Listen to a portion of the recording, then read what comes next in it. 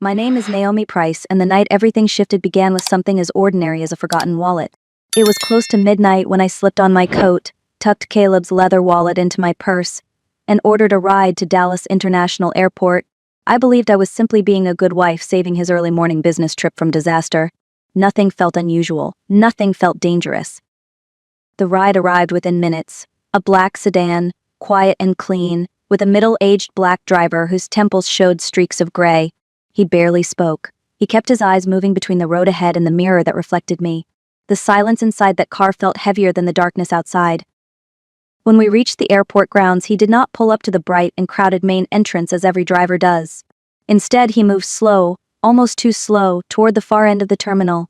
That section was darker, colder, several lights flickering or burned out. My heart thudded. I gripped the door handle, ready to get out and hurry inside. But the handle did not move. I pulled harder, still locked. My breath hitched. I asked him to open the doors. No answer. I begged. His voice finally came low, tense, trembling with urgency. "Mom, do not get out of this car. Please, trust me. 5 minutes. Just 5 minutes." I froze, confused, scared. Seconds crawled like hours. And then it happened. 5 minutes later, 3 police cruisers stormed the lane with sirens slicing through the silence, surrounding the very spot I had been desperate to step onto. That night, I thought I was saving my husband's trip. I did not know I was saving my own life. Before that night, my life looked picture perfect from the outside. I had been married to Caleb Price for 3 quiet, comfortable years. People called us the kind of couple that never raised their voices, always smiled at dinners, always held hands in photos. He was polished, well-spoken, gentle when he wanted to be. No one would have imagined storms beneath his skin. I certainly did not. I grew up the only daughter of Richard Price, founder of one of the largest private shipping companies in Texas. My father worked hard, built his success from nothing, and raised me to believe in generosity, loyalty, and marriage built on trust. When he passed, the company shares, properties, and accounts came into my name. Sometimes I wondered if I had earned any of it or if I was just lucky to be his daughter. Caleb entered my life during that fragile year after the funeral. He was warm and reassuring. He helped me sleep again, eat again, laugh again. Loving him felt like oxygen after months of grief. I married him believing I had finally found peace. And then there was Lauren Miller, my best friend of nearly a decade. We shopped together, volunteered together, spent weekends with wine and movies on my sofa. I used to call her my sister in everything but blood. Looking back now, I can see signs I ignored. Strange comments, disappearing hours. Moments where I felt excluded in rooms where I should have belonged. But when you love people, you soften red flags into excuses. That blindness almost cost me my life. The night Caleb packed for his supposed business trip, nothing seemed strange. He moved through his office in a rush, printing documents, tossing files, dropping pens like he had too much on his mind. He kissed my forehead with a hurried apology for leaving on short notice. I helped fold shirts, pack toiletries, and button his briefcase without asking questions. Blind trust is easy when you believe you are loved. An hour after he left for the airport, I returned to tidy his desk. Papers were scattered in careless stacks, drawers half opened. I smoothed everything back into order, then noticed a black corner peeking beneath a folder. It was his wallet. Inside were his ID, credit cards, debit card, and more cash than he ever carried. My heart lurched. How would he board a flight with no identification? How would he check into his hotel or pay for transportation? I called him 5 times. 5 rings, no answer. I told myself he might be in line, phone on silent, talking to a colleague. The more I reassured myself, the more nervous I felt. The wall clock read 12:20. His flight was scheduled for 2 a.m. If I left immediately, there was still time. I hated driving at night. Oncoming headlights made my vision blur, so I opened a ride app instead. A black sedan was nearby. Driver named Marcus. Arrival in 5 minutes. I slipped on my coat, tucked the wallet into my purse, and stepped out into the chilled Texas night. The street was silent. The sky looked too wide, too empty. When the car stopped, I thanked him softly and settled into the back seat. No radio. No conversation. Just the hum of tires against the highway and the weight of darkness pressing against the windows. 1 hour later, airport lights glowed like a small city ahead.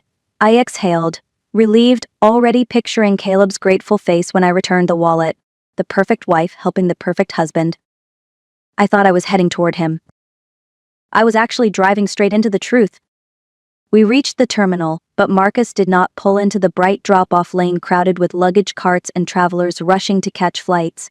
Instead, he slowed the car to a crawl and continued, until the very end of the curb where lights flickered weakly, and the wind seemed to push through empty space.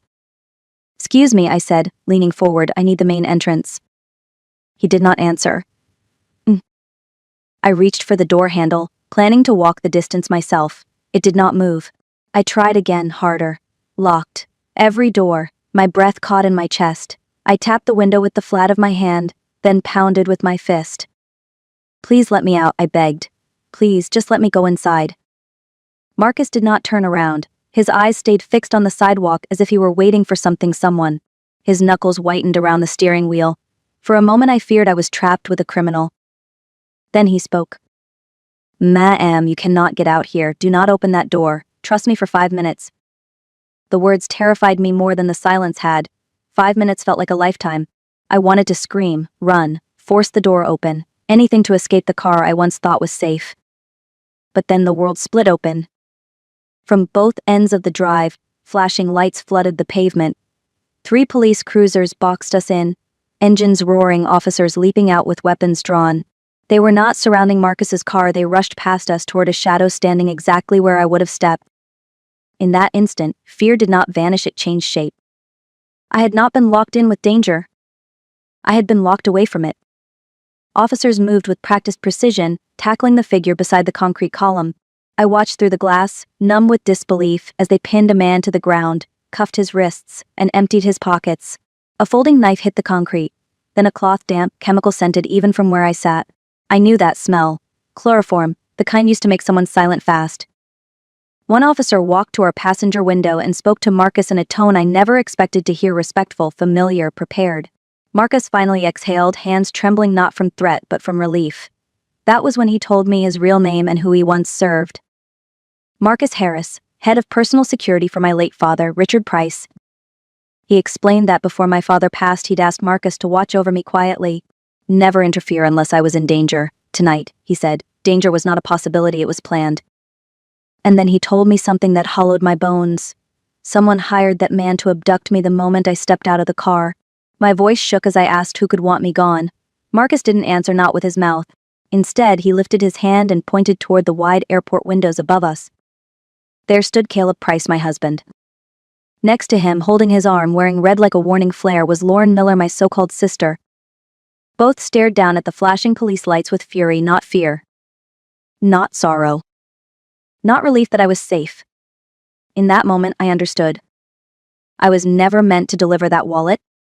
I was meant to disappear with it. Marcus drove me away from the airport as quietly as he had arrived. I stared out the window, watching the night blur into streaks of light and shadow, while everything I believed about my marriage came undone like loose thread. Caleb's face in the glass building was burned behind my eyes, Lauren's hand on his arm. 2 suitcases waiting, not for business but escape. Marcus told me to open the wallet again. My fingers shook as I slid everything out: a second-time ID, debit card, credit card, cash, all untouched. 2 untouched. Beneath the bills was a folded paper, crisp like it had been prepared for someone else to find. One-way plane tickets. 2 seats. Caleb Price and Lauren Miller. My pulse hammered in my throat. Marcus urged me to check deeper, beneath the card slots. Hidden in a narrow pocket was another document, dense, official, heavy with intent. A recent life insurance policy under my name. A number large enough to buy freedom, luxury, a new start. Beneficiary Caleb. Another slip of paper came next, more dangerous than the first: power of attorney transferring ownership of our home and a downtown commercial property into Caleb's name. My signature was at the bottom, except it wasn't mine. Someone had forged my future with ink. Cold washed through me. Love did not break in a single moment, it shattered piece by piece, and I could feel each one cutting through the woman I used to be. Marcus's voice was steady, grounding. He doesn't know you know. That ignorance is your advantage. I closed the wallet slowly, the truth sitting heavy in my hands. The perfect life I thought I had was never mine. But my voice still was. When I stepped back into my house that night, nothing looked different, but I was. The woman who left to save her husband's trip was gone. The woman walking in now was steady, silent, and sharp in a way I never knew I could be. Marcus gave me a small device before I exited the car, no larger than a shirt button. A hidden microphone. He told me to place it somewhere Caleb wouldn't think to check, somewhere close to him every day. If Caleb spoke to anyone, planned anything, even whispered another lie, we would hear it. Inside, I washed my face, fixed my hair, and practiced a soft, sleepy smile in the mirror. When Caleb returned hours later, breathless and trying too hard to look surprised, I played calm. I pretended I'd been home all along. I pretended nothing in my world was broken. He swore he turned around because he lost his wallet. He blamed traffic, an accident, anything except the truth. When I pointed to the sofa cushion where I had placed the wallet earlier, his shoulders dropped with relief he did not deserve. He embraced me, and that was when I smelled it. Perfume that wasn't mine. Lauren's. My lips smiled, but my heart didn't move. I told him to shower, to rest, to unwind. While water steamed behind the bathroom door, I moved to his leather briefcase. The one he never left home without, not even for an hour. I slipped the microphone into a tiny inner pocket and closed it, just as he walked out wrapped in a towel. He thanked me for being patient. He had no idea patience was the blade I was about to use. That night we slept beneath the same roof, but not beside the same truth. Caleb drifted into deep, peaceful sleep, unaware that the woman inches away was listening for every breath, every move. I lay awake, phone in hand, waiting for morning, waiting for the device in his briefcase to light up like a confession. It happened just before sunrise. A vibration on my screen. Signal active. Microphone live. Caleb was in his car, on speaker, dialing a number I didn't recognize. A second later, a woman's voice answered, low and tense. Lauren. The same woman who used to help me choose dresses, who hugged me like family, who stood next to my husband waiting for me to vanish. Their call wasn't sweet, it was frantic. Caleb cursed the police, cursed the timing, cursed the interference that ruined their plan. His voice cracked when he admitted he owed more than $200,000 in gambling debt. If he didn't pay soon, men would show up at his office, his home, his life. Everything I thought he built with hard work was slipping through his hands like sand. Lauren pushed him, hard. She reminded him of the warehouse, an old storage building once owned by my father. Rumors said a safe there held gold and deeds, but only I knew the combination. Caleb agreed he needed it. Needed me. Needed my signature more than he ever needed my presence. He promised he would soften me. Buy gifts, speak gently, win me over like he once did. He didn't know softness was the last thing left in me. The next morning I did not cry, confront, or crumble. I brewed coffee. I made breakfast. I waited. Caleb came home early, flowers in one hand and a small pharmacy bag in the other. His voice was gentle, too gentle, the kind someone uses when they are trying to guide a sheep toward a gate it will never return through. He told me he worried about me. Told me I looked pale. Told me he bought something to help restore my energy. Imported vitamins, he said, strong, expensive, perfect for my health.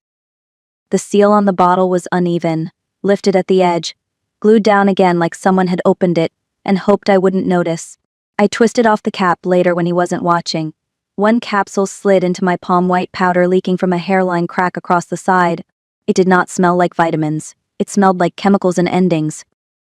At dinner, he slid the bottle closer to my plate. His gaze never left my hand. Just take one, Naomi. Start today. I excused myself, walked to the kitchen, let one capsule fall down the drain, and replaced it with a mint the same size and shape. I returned to the table, swallowed it slowly, let him watch. He smiled. Believed progress had begun. The next 3 days I emptied more capsules, flushed them, left the bottle looking lighter each night. I jogged in the mornings, cooked meals, laughed softly when he walked into the room. And every time he looked at me, healthy and bright, confusion carved itself deeper into his face. He thought poison was killing me. But it was killing his plan instead. On the 4th morning, I made a decision. If Caleb's weapon was subtlety, then mine would be precision. I called him at work with a light voice he did not deserve. I told him I wanted to celebrate the fact that we had moved past the stress of the missing wallet.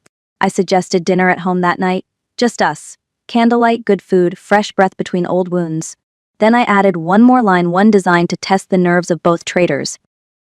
I told him I missed Lauren, and asked if he thought inviting her would be nice. There was a long silence on the other end. I could hear his mind racing, weighing risk against reward, lies against opportunity. He finally agreed with a smile I could hear through the phone. That evening, I set the dining table like preparing a stage. White porcelain, silver cutlery, burgundy napkins folded like quiet warnings. I cooked tenderloin, roasted vegetables, poured wine that tasted like resolve. I dressed simply, modestly, nothing loud or flashy. Lauren arrived in red. Her dress hugged her body like confidence made of fabric. She handed me a gift bag and kissed both my cheeks, her perfume the same scent that lingered on Caleb's skin days earlier. They exchanged glances so quick most eyes would miss them. Mine did not. We ate. We spoke of trivial things. Caleb laughed too often. Lauren watched me like she was waiting for me to crumble. Instead, I placed my fork down, lifted my glass, and began to speak. I told them about a dream I claimed to have had. A wealthy wife, a charming husband, a trusted friend. A chloroform plan at an airport. A bottle of altered vitamins. A sudden disappearance. The more I spoke, the paler they became. Lauren's fork slipped from her hand. Caleb coughed like his own lies were stuck in his throat. I smiled gently and said I was grateful it was only a dream. Because a husband and a best friend could never do something so monstrous. Their silence screamed louder than any confession. And then I delivered the final cut. I told them I had changed my will that afternoon. Every asset, house, stocks, land, accounts would go directly to children's charities if I died under suspicious circumstances. Neither of them would receive a single cent. Their eyes shattered. Mine held steady. Caleb and Lauren left my home that night with quiet footsteps and louder fear. A future built on my death no longer promised wealth, it promised nothing. But desperation is a powerful fuel, and Caleb was already burning. The next evening he sent a message saying he would be working late at the office. A lie. He was meeting 3 men in a roadside cafe miles away, men whose shoulders were broad, whose voices were low, whose eyes scanned exits more often than menace. I know this because Marcus was watching. Caleb promised them a payout if they could force me to sign away everything I owned. Not kill me. Break me. Lauren waited for him at her apartment, pacing like a trapped animal while debt collectors flooded Caleb's phone with warnings and deadlines. Pressure tightened around them like rope. When night fell again, a black van rolled toward my house-tinted windows, engine too quiet, intent too loud. Caleb unlocked the door with the spare key he had hidden months ago.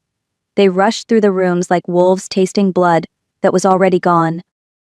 Because the house was empty. As if nothing and no one had ever lived there. In the center of my living room, a laptop blinked awake. A video call opened automatically, and there I was calm, composed, sitting in a hotel room miles away. Caleb's face drained of color. Lauren's lips parted, but no sound left them. I told them I knew who they brought with them. I told them my lawyer and 2 police contacts were watching the live feed from hidden cameras placed throughout the house. I told them I was done running. They wanted a signature to steal my future. Instead, I handed them a direction that would end theirs. I told Caleb there was money. Not in banks. Not in accounts he already tried to steal. I told him about an old textile warehouse my father once owned on the edge of the industrial district, a forgotten building swallowed by weeds and rust. I said that beneath the floor, under the 7th machine station, a safe was buried filled with cash and gold, enough to erase every dollar he owed. I even gave him the combination. Our wedding date, reversed. Poetic in a way only betrayal can be. Caleb slammed the laptop shut as if cutting the call meant cutting my control. He and Lauren piled into the van with their hired men and sped through miles of cracked pavement and broken streetlights. They did not notice the sedan following at a distance. Marcus driving. I beside him, silent, steady, watching the red GPS dot blink across my phone screen. When the van stopped, they broke the warehouse gate and stormed inside. Their voices echoed through the hollow building. Metal clanged. Concrete cracked under crowbars and sledgehammers. 45 minutes passed, sweat dripped, rage fueled them. And then they found it. A metal safe, heavy and cold, exactly where I said it would be. Caleb's hand shook as he turned the dial. It clicked open like a mouth revealing truth. No gold. No money. Only documents. Copies of his gambling debts. Proof of forged signatures. Bank transfers to Lauren. Photographs of the 2 of them entering hotels, boarding flights, kissing behind my back. On the very top an envelope. In my handwriting, for those who thought I would die quietly. Floodlight beams suddenly tore through the windows. Sirens split the night. SWAT units stormed the warehouse. Caleb dropped the papers like they were fire. And in a way they were. The warehouse filled with shouts, metal boots, and commands that echoed like thunder. In the chaos, Caleb fell to his knees, eyes wide, hands shaking. Lauren tried to run but was pushed down by her own momentum and fear. Then the officers stepped aside for me. I walked into that cold cement room wearing a pale coat and steady breath. Marcus stood a step behind me like the last promise my father ever gave. Caleb crawled forward, begging through tears, saying he was confused, manipulated, desperate, anything but guilty. Lauren screamed that she never meant to hurt me, that love twisted her judgment. But I remembered the airport window, the red dress, the suitcases, the chloroform meant for my silence. I told them quietly that I had given them chances. One at the curb where I almost died. One at the dinner table when I spoke of my dream. One with the newel that freed me even if I didn't survive. They chose greed every time. 6 months later, the court didn't hesitate. Audio files, video footage, bank records, forged documents, every piece of truth laid them bare. Caleb received a long sentence for attempted murder, fraud, and forgery. Lauren faced her own years behind concrete walls. And I rebuilt. I repainted my home, took back my company, and learned to breathe without permission. I still wear my father's values, but now I wear them with armor. Sometimes healing looks like soft mornings and coffee alone. Sometimes it looks like a woman boarding a plane with no one to carry but herself. If my story reached something in you, leave a comment, share it with someone who needs strength, and tell me where you're listening from. You are allowed to rise. You are allowed to begin again.